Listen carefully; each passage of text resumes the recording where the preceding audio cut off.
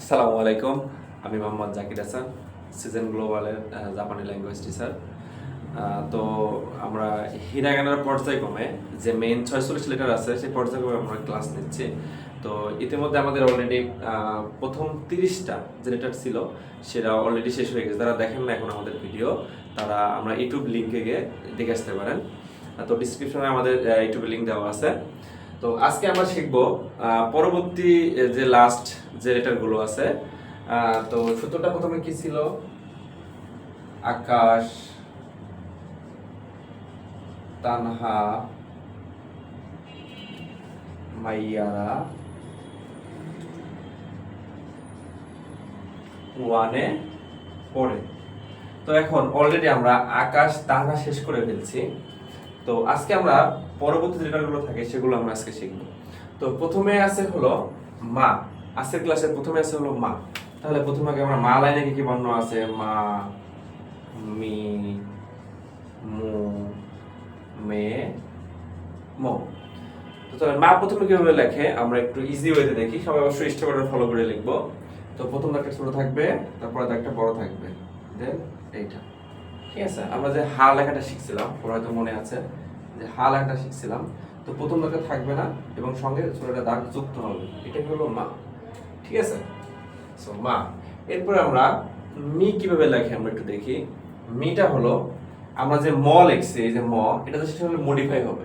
কেমন মডিফাই হবে? আমরা ম লেখার সময় তো এইভাবে ম লিখি না, তো একটু ডিফারেন্স হবে। সেটা হলো দাগটা একটু বাঁকা থাকবে, মানে ত্রিভুজ আকৃতির মতো। ওই যে আমরা কা লিখছি, সবাই তো মনে আছে কা লিখছি, অনেকটা ওরকম। হ্যাঁ, আমরা যে কা লিখছি, সো এই যে প্রথম যেটুকু লিখছি এটুকুর মতো হবে। বুঝতে পারছি? তো কেমন হবে আমাকে একটু দেখাই। প্রথমে যে কার মতো ফ্রেমটা হওয়ার পরে এটা হলো মি, মা, মি। সো এখন আমরা শিখবো মু। মু লেখাটা হলো আমরা যে সু লিখছিলাম, তাহলে সবার মনে আছে সুটা কিভাবে লিখছিলাম? এইভাবে হলো সুটা লিখেছিলাম। তো এটাই জাস্ট পার্থক্যটা হলো সু লেখার সময় আমরা দাগটা এই দিকে দিয়েছিলাম, মু লেখার সময় দাগটা আমরা জাস্ট এই দিকে একটু ফোল্ডিং করে দেবো। জাস্ট আগে বাম দিকে দিয়েছিলাম, সু লেখার সময় আমরা ডান দিকে দেবো। ঠিক আছে, তো দেখেন কিভাবে লিখতে হয়। সো কিভাবে লিখতে হবে একটু দেখি। প্রথমত সোজা দাগ দিব, দেন একটু উপরে নিয়ে চলে যাবো। হ্যাঁ, একটু উপরে নিয়ে যাওয়ার পরে এই দাগটা, এই দাগ সোজা আসবে, তারপর নিচে একটু হালকা করে নেমে এইভাবে দিয়ে এইভাবে, দেন পানি করে দিয়ে দেবো। ওকে, তাহলে কি একটা নেশা হবে? হ্যাঁ, এইটা, দেন এইটা হয়ে একদম এই মা মি মু। এটা হলো মা, তারপরে মি, তারপরে মু।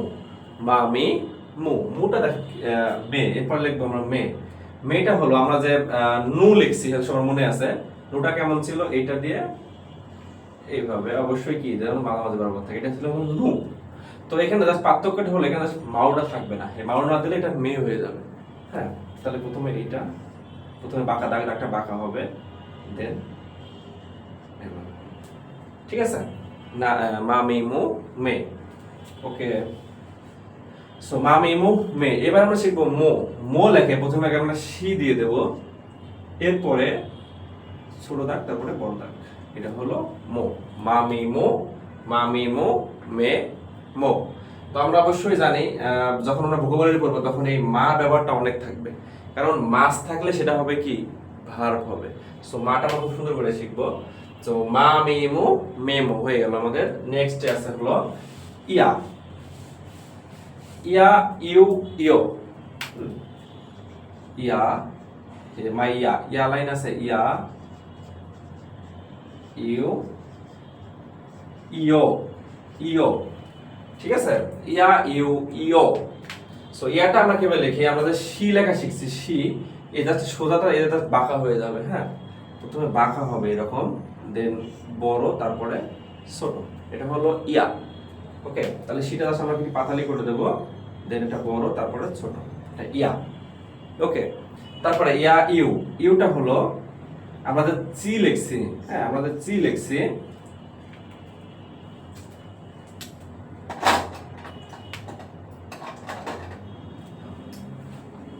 আমরা যে সি লিখছি, সো এই সিটা, তো সিটা তো আমরা এইভাবে লিখছি না, তো এই সিটা জাস্ট কি হবে, যখন লিখছি তখন আমরা কি করছি, এই দাগটা এখানে ক্লোজ করে দিছি। আর যখন আমরা ইও লিখবো তখন এই দাগটা কি হবে, একটু উপরে উঠে চলে যাবে, এইভাবে একটু এই সঙ্গে উপরে উঠে চলে যাবে এইভাবে, ঠিক আছে।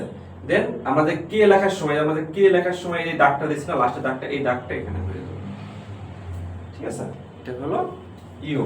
আবার একটু দেখি, তো প্রথমে একটু মডিফাই করতে হবে, এইটা যাবে, দেন একটু প্যাডটা একটু মোটা হবে, দেন এই যে কে লেখার মতো করে এই দাগটা এবার ক্লোজ করে দেব। এটা হলো ইয়া ইউ, ওকে। আর ইওটা, ইওটা হলো আমরা যে হা লিখছি, এই যে আমরা যে হা লিখছি, এই হা জাস্ট প্রথম দাগটা হবে না, আর এই দাগ থেকে একটু মুছে যাবে। তারপর আমরা স্টক অর্ডার অনুযায়ী প্রথমে আমরা এই দাগটা দেব, দেন এইটা, ওকে। তাহলে ইয়া ইউ ইও, ইয়া ইউ ইও, লাস্টে ও আনতে হবে, ইয়া ইউ ইও, ওকে। তো এখন তারপর আমরা শিখব হলো মাইয়া রা।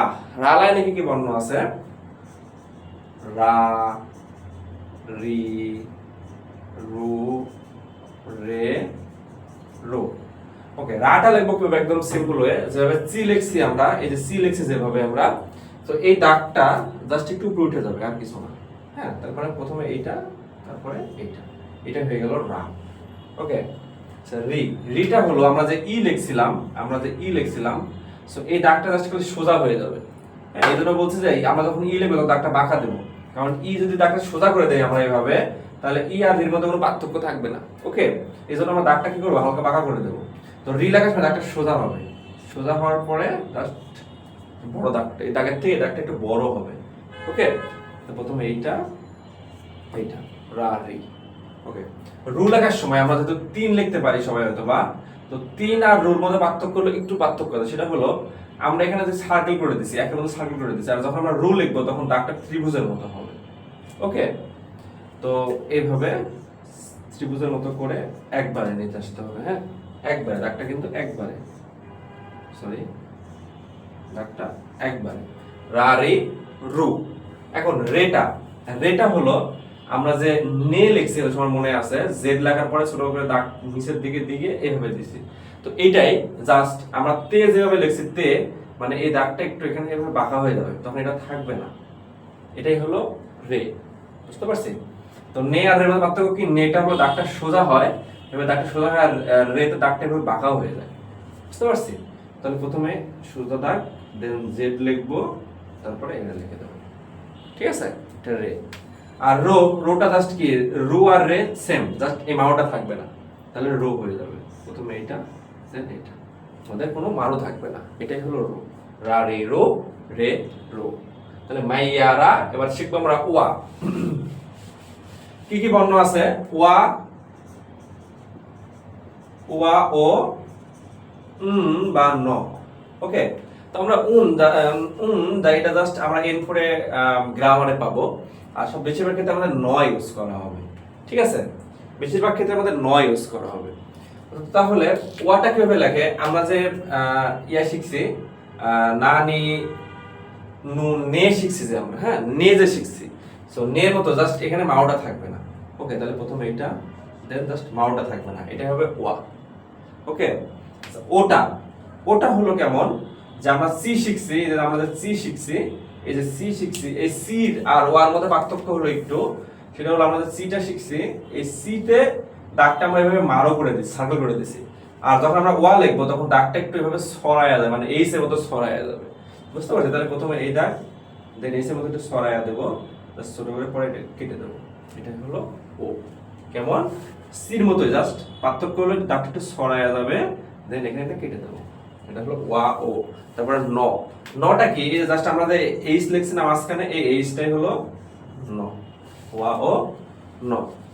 তো আশা করি সবাই আমাদের যারা ভিডিও নিয়মিত আমাদের দেখেন তারা অবশ্যই উপকৃত হচ্ছেন ইনশাআল্লাহ।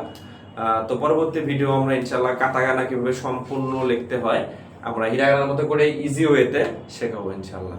সবাই ভালো থাকেন, সুস্থ থাকেন, আসসালামু আলাইকুম।